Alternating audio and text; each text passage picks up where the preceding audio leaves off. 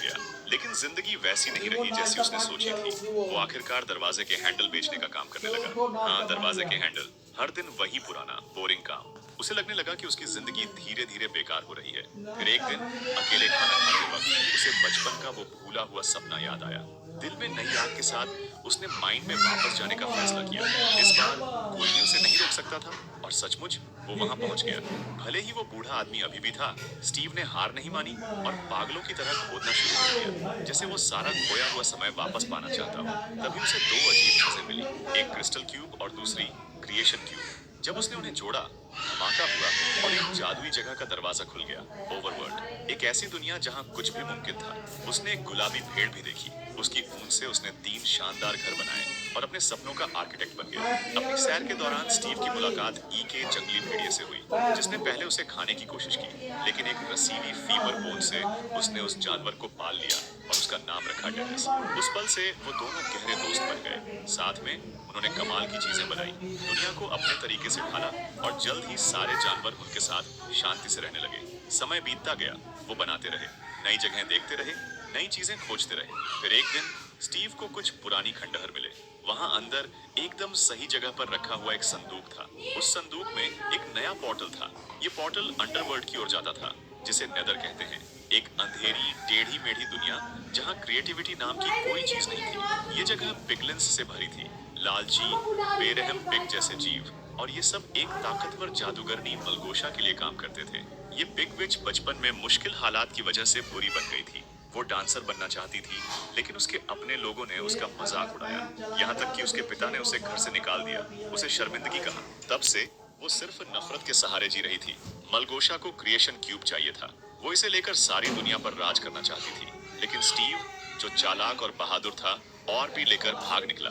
उसने वो और भी डेनिस को दिया और एक मिशन सौंपा, इसे अर्थ पर ले जाओ और ऐसी जगह छुपाओ जहां कोई न ढूंढ सके।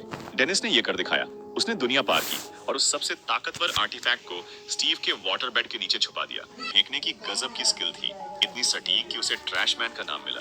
वो इतना मशहूर हुआ कि उसे $1 मिलियन का सौदा मिला। उसके पास सब कुछ था, लेकिन एक दिन उसे एविक्शन नोटिस मिला।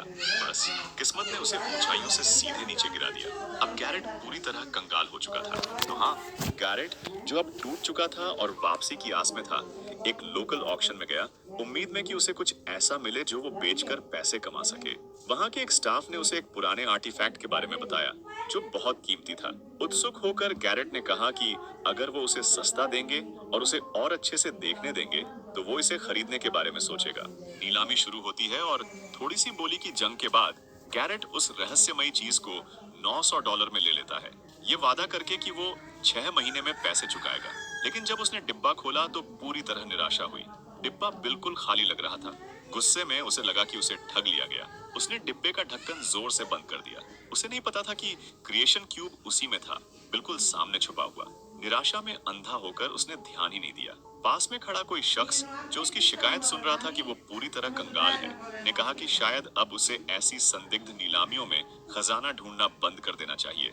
इधर हम मिलते हैं हेनरी और उसकी बड़ी बहन नैटली से। वो दोनों माँ के गुजर जाने के बाद शहर में नए नए आए हैं। नैटली, जो अपनी जिंदगी को फिर से पटरी पर लाने की कोशिश कर रही थी, ने एक छोटी सी नौकरी शुरू की, जिससे किराया निकल सके। उनके नए घर पर डॉन नाम की एक दोस्ताना रियल एस्टेट एजेंट ने उनका स्वागत किया, प्यारी बातों और गर्मजोशी के साथ। अगली सुबह नैटली ने हेनरी के लिए नाश्ता बनाया, एक पिज्जा, ताकि वो अपने नए स्कूल के दोस्तों के साथ बांट सके। उसने हेनरी को एक कोलोन की शीशी भी दी, बस प्यार दिखाने के लिए। लेकिन हेनरी, जो अभी भी बदलाव और दुख से परेशान था, ने मुश्किल से शुक्रिया कहा और स्कूल के पहले दिन के लिए निकल गया। उधर गैरेट अपनी दुकान में पुराना कबाड़ साफ कर रहा था, तभी हेनरी वहां आ पहुंचा।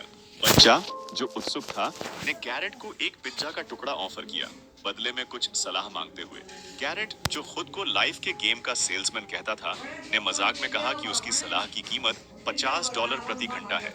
मजाक करते हुए उसने कुछ सच्ची बातें कही।